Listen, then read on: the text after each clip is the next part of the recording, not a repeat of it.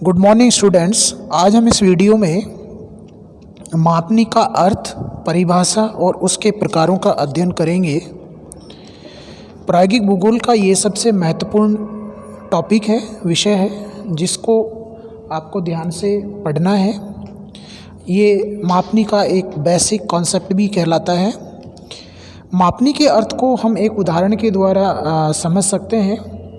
किसी वस्तु का फोटोग्राफ उस वस्तु के वास्तविक आकार से छोटा या बड़ा हो सकता है, फिर भी फोटोग्राफ देखकर हम वस्तु को क्या करते हैं, पहचान लेते हैं। क्योंकि मापनी के अनुपात में वो छोटा बड़ा हो सकता है, लेकिन उसकी आकृति में किसी प्रकार का कोई बदलाव नहीं होता है। इसी को हम फोटोग्राफ की मापनी कहते हैं।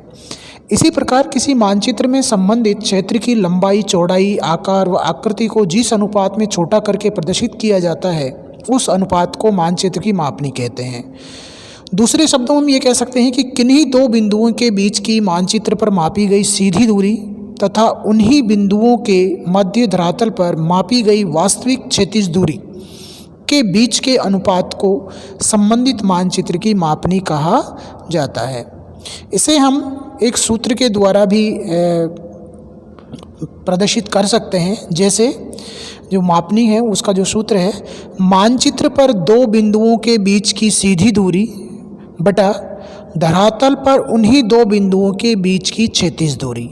यानी कि इस सूत्र के द्वारा भी हम जो मापनी है उसको हम क्या कर सकते हैं, प्रदर्शित कर सकते हैं।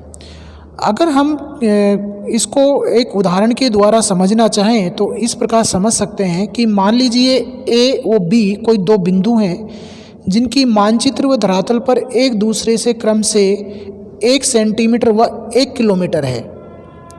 तो स्पष्ट है कि मानचित्र व धरातल पर मापी गई दूरियों में 1 तथा 1 लाख सेंटीमीटर का अनुपात, यही अनुपात उस मानचित्र की मापनी कहलाता है।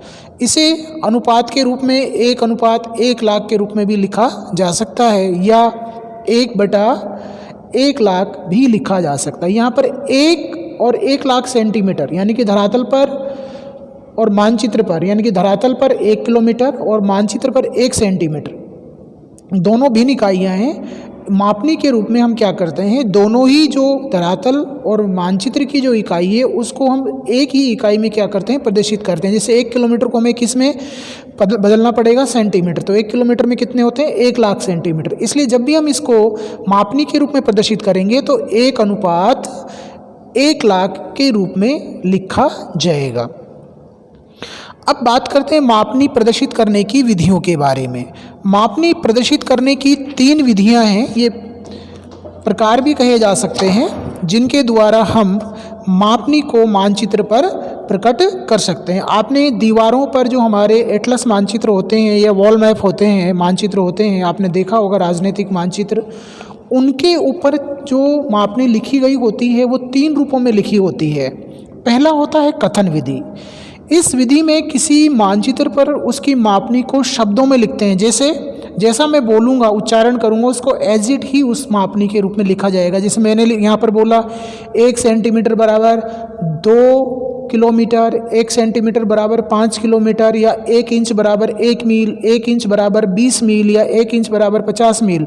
इस तरह से जो मैं कथन के रूप में बोल रहा हूँ वही हमारी क्या कहलाती, मापनी कहलाती। इसलिए हम इसको कहते हैं कथन विधि। यानी कि जैसा हम बोल रहे हैं वैसा का वैसा ही मानचित्र और उस मापनी को क्या किया जाता है, लिखा जाता है।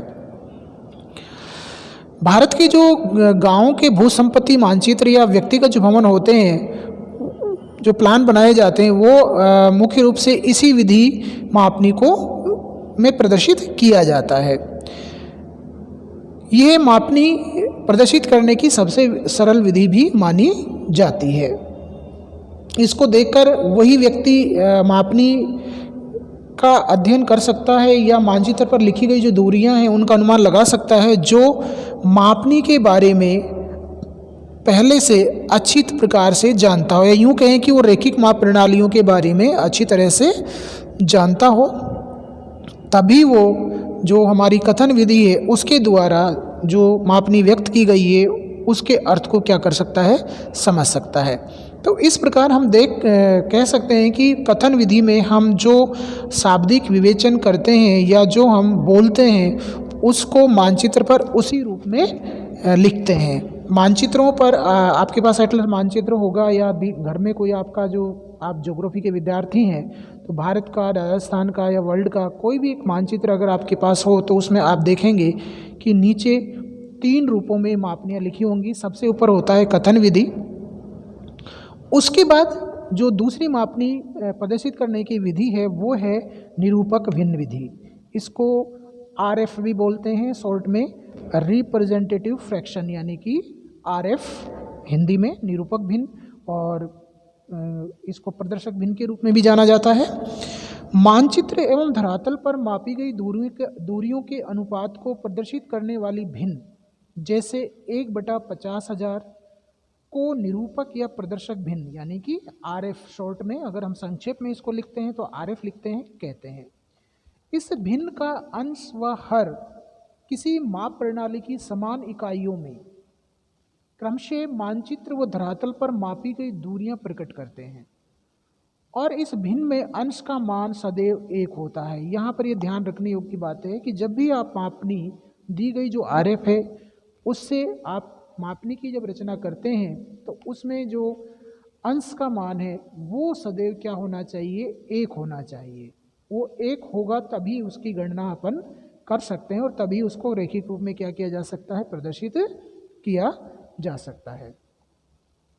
उदाहरण के लिए यदि किसी मानचित्र की निरूपक भिन्न 1/50,000 है तो उसका यह अर्थ होगा कि मानचित्र व धरातल की दूरियों में 1 तथा 50,000 का अनुपात है। 1 और 50,000 का अनुपात से तात्पर्य यहाँ पर ये है, अगर आपकी जो मापनी किलोमीटर में है तो यहाँ पर इसका मतलब है कि मानचित्र पर 1 सेंटीमीटर बटा में जो 50,000 है वो धरातल के 50,000 सेंटीमीटर को क्या कर रहे हैं, प्रदर्शित कर रहे हैं। तो मानचित्र और धरातल की जो दूरी हैं उनमें ये अनुपात एक इकाई के रूप में होता है। ऐसा नहीं हो सकता कि मानचित्र पर हम 1 सेंटीमीटर ले रहे हैं और धरातल पर हम क्या कर रहे हैं, 50,000 किलोमीटर की दूरियों को प्रदर्शित कर रहे हैं। 1 किलो यहाँ पर 50,000 का मतलब है 50,000 सेंटीमीटर, यानी कि आधा किलोमीटर। मानचित्र में किसी माप प्रणाली का एक इकाई दूरी धरातल पर उसी माप प्रणाली की 50,000 इकाई दूरी के बराबर है। जैसे कि अभी मैंने आपको कहा था कि उसी माप इकाई की, यानी कि 1 सेंटीमीटर अर्थात सेंटीमीटर की ही धरातल पर 50,000 इकाइयों के वो क्या है, बराबर, यानी कि मानचित्र पर जो 1 सेंटीमीटर की दूरी है वो धरातल के 50,000 सेंटीमीटर की दूरियों को क्या कर रहा है, रिप्रेजेंट कर रहा है। ये तभी संभव हो पाता है कि हम जो विस्तृत धरातल की दूरियां हैं हम उसको एक छोटे से मानचित्र में क्या कर देते हैं, समेट लेते हैं और हम उनका आसानी से क्या कर सकते हैं, अध्ययन कर सकते हैं।